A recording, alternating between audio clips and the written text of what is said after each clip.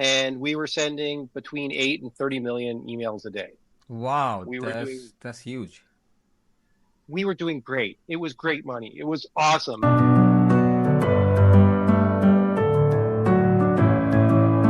Hello. How are you? Hey, how are you doing? I'm doing great. How about you? Wonderful.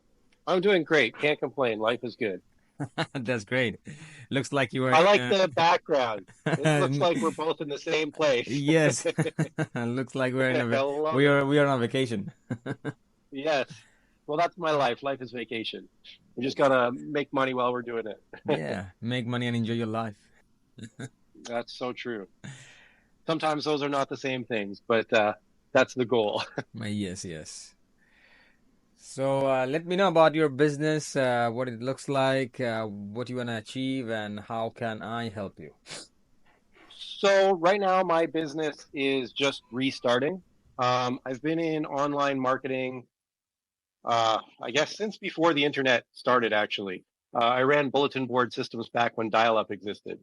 And then after that, the internet started, and we got like Netscape Navigator, and I started wares sites back then because we were running bulletin board systems already. So we had all the wares that we were downloading from ware dialing.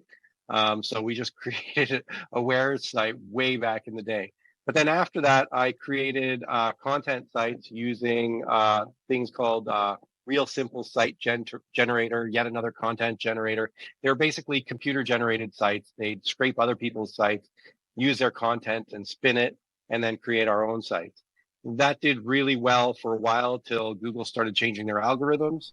So we would get it up to about 30,000 a month, then we'd get wiped out, then we'd get up to 30,000 a month again, then we'd get wiped out again. And that got annoying. So I left that and went into the affiliate marketing space and really pushed weight loss, make money online, government grant kits. And I did that across many platforms. I started off on Google Search, then went to Google Content Network. Then both of those got difficult because the prices got pushed up so high. So then I moved to pop-up traffic, then Facebook, then interstitial like Azoogle, Outbrain, all of the big interstitial networks. Then I don't know, something, I think I got wiped out again by some other, like it seems like everything in internet marketing, you do really well and then you get wiped out. Hmm. And so I left internet marketing completely and went to remote access solutions for Fortune 500 companies. And I implemented Citrix environment in Canada for first CIBC, then TD, then RBC, and then I worked on BMOs, and then I went and did a mass deployment for Loblaw Canada, and then a big life change happened. Some stuff happened, and basically I decided I didn't want to do anything for a while, so I got rid of my business, and it depended on me, so I couldn't even do an exit, so I didn't make anything off it. I just basically let it go, gave my clients to a competitor, and then started traveling. Then realized that traveling every day gets boring too. So I started a bulk email Really? business. Traveling every Yes, day makes you feel bored? you do. You'll get bored. Trust me. If you travel, I traveled probably, we've been traveling for over 4 years now Wow. and moving all the time and figuring out the SIM card when you get to a new country and where you're going to work and who has good coffee, what food you like, and doing this like, I was doing it every 3 months. We'd change countries every 3 months. And so it starts to wear on you. Where are But you the basically last, from? I'm from Canada, but now I live in Thailand. So I'm in Chiang Mai, Thailand now, but I'm from just outside of Toronto in Canada. Um, I don't like winter. I don't want to ever go back and see snow again. I hate snow. So I have no plans on going back. uh, Um, and so the last thing that I had running was a bulk emailing company. We had probably 6,000 IPs at any given time, thousands of domains. We were using Power MTA. We were using Robo Mail, Gain 250, um, Merc, Merc 8. Um, I had a MailWiz instance, but I hate MailWiz. Volo MP, and we were sending between 8 and 30 million emails a day. Wow, We were doing that's huge. we were doing great. It was great money. It was awesome. And then COVID came, and basically every company in the world turned their filters up to max, and our email wasn't going through. I burned a lot of money trying to figure out how to inbox again, and I got frustrated because at that point I had 16 employees and I had SOPs on how to test, but everybody gave up and they didn't keep testing. So they're like, well, I tried 30 different headers and I'm still not inboxing. And so I think that we're never going to inbox. And I'm like, no, that's not how this works. You keep going. I said, if we have to test 1,000, we keep testing till it inboxes. And then I would get in and I'd show them. I'd test and test. I'd send myself a message from Gmail. It would inbox. So I'd copy the whole Gmail message, put it into our environment, header and all, send it, and it would inbox. And I say, you see, it's not our IPs. We're in a good space. We've just got to figure out what's getting us flagged. And I'd work through it. And then I'd get stuff to inbox. We'd get, say, sometimes we'd get 100,000, sometimes we get 300,000 inbox, but then we get blocked again. But these blocks were a lot harder to get through. Before that, we could just change the header and inbox again. So my staff wasn't able to really do the work, and I got burned out. Like I was basically working 24 hours a day for months, spending a lot of money buying new IPs, getting new domains, anything that could potentially get us to inbox again, I was doing. And it got too much. And at the same time, my dad ended up in the hospital for a rare blood disorder. So Oh, it just sorry to hear that. became, no, it was just too much all at once. So I told my VAs, if you guys can't handle this, and they're like, well, no, you're the only one who can do it. I'm like, no, in the SOP, it says, send an email to yourself from another provider. When it inboxes, copy it over, and then start working backwards. You guys have all of the same information that I have. You just need to follow it. But out of the 15 people, no one could keep the boat going except for me. And so I just said, okay, if no one else is willing to put in the work to keep inboxing, I go, I guess the business isn't worth pursuing because I have to take my dad to the hospital every 3 days and he's not doing well. So I'm taking care of him. And so I basically dumped that business last August. Oh, And then I said I was going to give myself a year of relaxation and start working again. And it's been more than a year. So now I'm just jumping back into things. I want to get into, like I have right now, I have 10 domains on Instantly, three sending accounts on each domain. Right now, they're inboxing really well, actually. so you have I've 30, been 30 sending a lot email of accounts, 30 email accounts, 30 email accounts, and yes. they are And warmed up, ready to send. they're already they're already sending. So I'm already getting responses. It's just I picked a market that I don't think is the right market. So I started marketing to business brokers, and they're very hungry. I'm getting an 18% response rate. It's just the people that they want me to find for them are people that maybe I'm wrong in this, but in the B2C space, if you ever send messages to generic accounts, so like sales at, info at, contact us, contact at, you're going to hit a blacklist, and your blacklist is going to burn your domain. Yeah. So I don't send to those. And the business brokers that I started working with, and I haven't taken any money from them because I want to make sure I can provide value and make this stuff work. But they all want stuff like they want car washes. So I used Scrapebox. I scraped a bunch of car washes. Then I used a email grabber to grab the emails from the domain, but they're all info at, sales at. And then um, I tried to, what is it called? Anyways, refine them, make them better and instantly. And these businesses don't really have the same things like a Fortune 500 company. You're not going to have a listed marketing director and stuff like that. So sales at and info at is the only available email that I've been able to find for a lot of these companies. And I just don't want to spin up like 30 accounts for these people and start sending to accounts that I believe are going to get their domains bad. Like there's a sender score. I don't think it's used too much in B2B, but in B2C, there's sender score. We would watch our sender score. If it ever went below 79, we'd stop sending. But here, basically, if I don't want to see my deliverability and I don't want to see my IP reputation or my domain reputation being tarnished by sending crappy emails.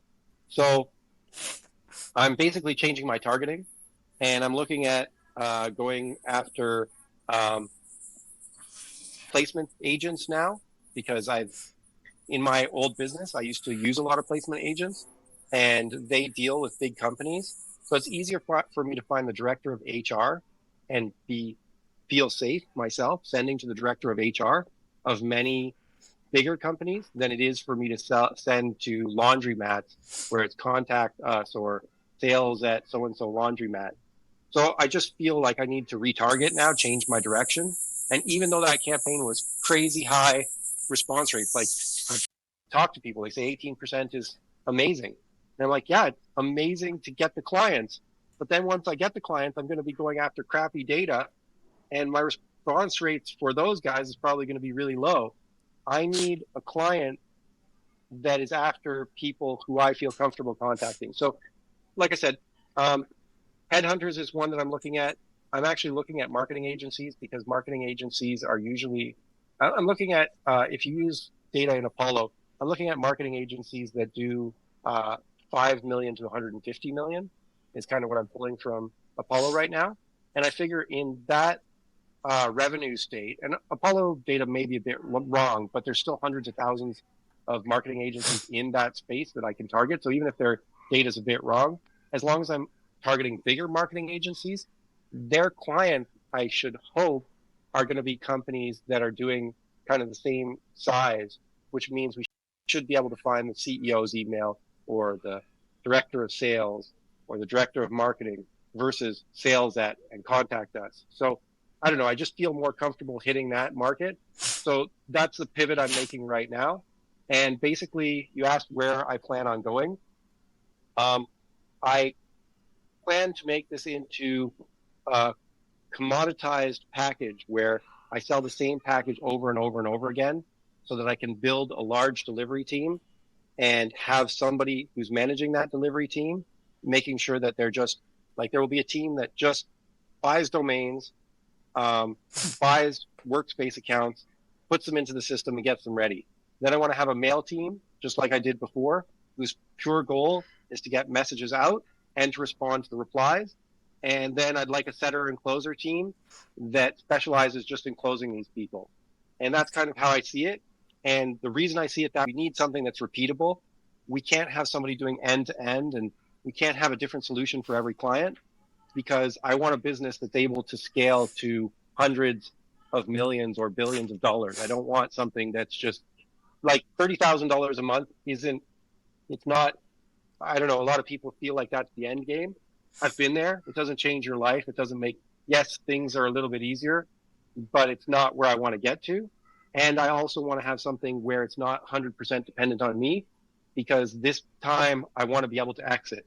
When I get everything set up just how I want it, if I'm bored, I want to be able to exit. I don't want to get to this point where I'm the smartest guy in the room. I can't sell the business. Nobody's willing to take it. That's just, there's no point in doing that again. I I've got had it. too many businesses like that. It's I just got your stupid. point. I got your point. So the one thing I'm not clear about when you're saying that you're gonna target the HR and CEO of the businesses and what exactly you're gonna offer them and you're selling here. So HR, I'm going to offer them the same thing that I'm doing. I'm going to just offer them cold email outreach, and for Oh, got headhunters, it. So we will be they're offering them to get more leads. We help them to get more leads for their business. that's right. Okay. And to me, that's gold. Like in all honesty, I think if we because I've sent so many emails, I don't think getting mail out and I don't think getting responses should really like it may be a little bit difficult, but as long as we keep split testing, the data will tell us where and how to structure everything because the data always talks to you. And once we have the right data, I have a feeling like basically I'll know that headhunting agencies want me to target somebody in HR or the owner of the company to spend, depending on the size of the company. Got So it. that's who we're going to be reaching out to. And if we use the Apollo data of companies who are hiring, that's it. Like we can use different positions, but as long as it's companies who are hiring, then all we have to get in there and say, I see you're hiring a C++ developer. We'd love to help you fill that position. Would you like to jump on a call? Boom. We can get those two people on a call.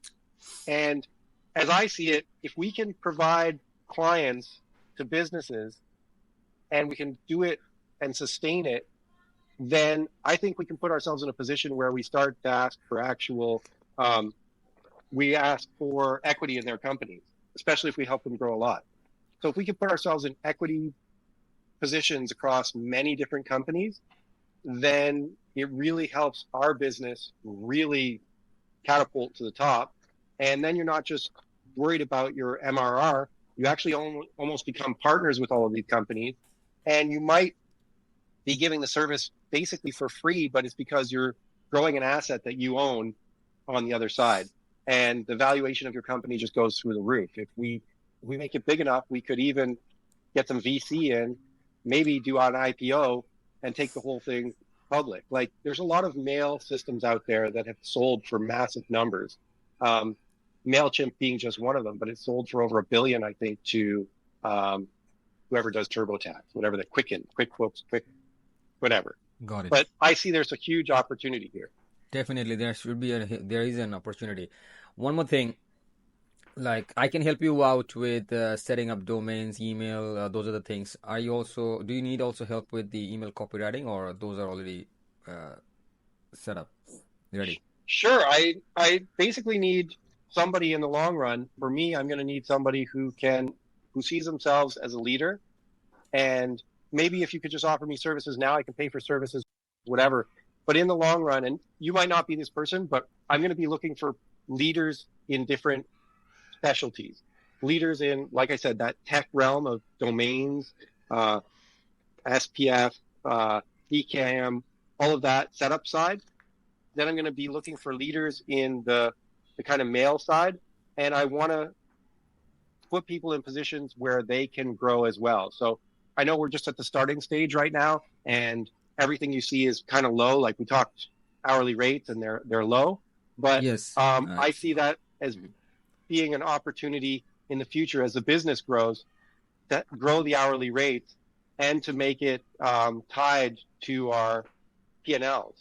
So Got it. if you're helping the business grow on the profit center, then of course I'm going to reward you. And if you get a team under you, and once again, I'm not trying to pigeonhole you into any sort of thing. If you don't want to be a leader, I'm not telling you that you have to be. You might just be part of the team, whatever.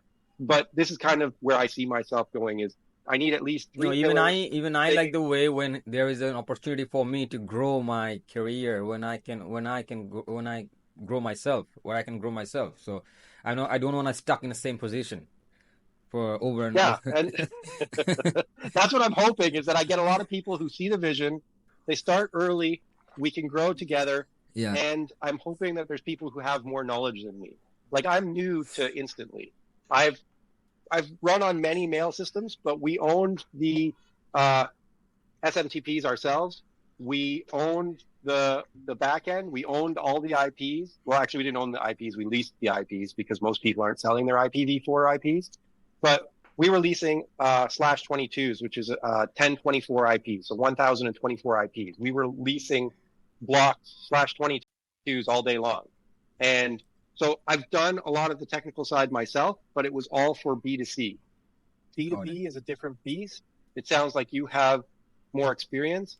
Like I'm still figuring out like what the hell is up with Apollo and how are people really getting leads because Apollo prices are atrocious. And Are you like I'm still just going using through Apollo some. or are you using any other lead scraper? I'm using Apollo, but I'm using Magically Genius because I'm not paying Apollo's crazy prices. Have you So tried I'm paying. Zoom Info D7? I haven't tried Zoom Info because they want you to pay for a full year, and their prices are kind of crazy too. Yes, very expensive. And D7 just reminds me of Scrapebox. It's a scraper, and I feel like D7 is going to get me the same quality leads as I got with Scrapebox. So I'm going to end up getting a lot of sales at info at contact us. Do you I don't use mind. email verifier to after you scrape the leads? Do you verify those leads? I'm using Emailable, um, and then there's two other tools. I can't think of them off the top of my head. Let me go to my notes here I because mostly they're all use from my. million verifier. Have you ever used that? I have not, but they all look the same. Like Emailable. Rion. What's this one? Let me just go get my spreadsheet here of the because I've got millions of credits left over from when I was doing 30 million messages a day. So I'm just using those right now. And I know they're good, and I know the owners of the companies. And like, I don't know if it's needed the same way in B2C, but they know all of the traps. They know everything from spam house. So it's really, it's really good stuff for me. So that's Do the you have reason I start anyone using right? them. Do you have anyone right now to take care of the instantly replies and domain and email or not? I don't, not yet. Everything's just starting right now. So Okay, you're so at the very beginning stages here. I hit on the perfect time, I guess. Yeah. And even I wasn't planning on hiring just yet. I'm still trying to get my target market, but we Hmm. started talking. So I'm just like, yeah, let's let's jump on a call. Let's see what we can do here and Let let's me see if tell we you a can little plan bit this about for going. myself in brief. I've been working as a VA for the last 6 years. I've worked with more than 12, 13 USA clients, 5, 6 Canadian clients, Australian clients. So I have experience in different kind of fields and different niches. I've started my career as an appointment setter, as a cold caller. I worked 2 years. Then I also started working as a media buyer. I have experience working in Cairo, uh, tree service recruitment agency niche, and then home improvement niche. Those are the niche I worked for. And for the last 2 years, I started working as an email marketer, email marketing specialist. I have used Exium. I've used Instantly. So, and the last company that I worked for, it was a recruitment agency company. I joined as an interview conductor. Then he promoted me as a media buyer, and then also promoted me as a manager. So I you can see me as a manager in your company, in your team, because I have experience in multiple fields, and I can run a team under my supervision. I can run a team. So Sounds I like you have. have a lot of you touched on a lot of the stuff that I'm talking about too. You've been in recruitment, you've done media buying. So like that's my background was all media buying. We used to do insertion orders for MSNBC and all of that stuff. So So yeah, we can. I think we can work in the long run. We can work together. Like it's not going to be short term, I guess. I can stay with you long time. And even I'm looking for a full time position right now. I'm not looking for some side hustle. So as we agreed on $4 per hour, I can start with that offer. And if your business started scaling up, you can scale up my yeah, salary, and my so raise. full time for you would be 40 hours a week. Yeah, that'd be great. If you need someone to take care 40 hours, then I can do that. I can be the person. I don't have that volume just yet, but I'm hoping to get to that within the next 4 weeks. Like I'm talking to some other guys and they're suggesting that I just stop going slow and that doesn't really scare me. So someone I talked to last night suggested that we buy 100 domains and get 4 mailing accounts per domain. I think we should probably be safer with 3, but he's saying he hasn't had any problem with 4.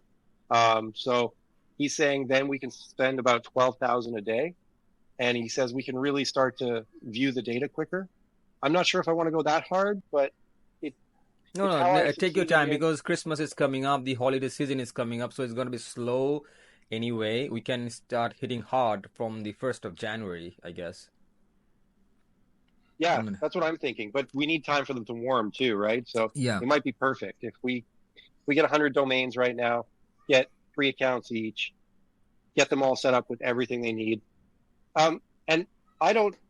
So on my last deployment, we had scripts to. We installed everything locally on a massive.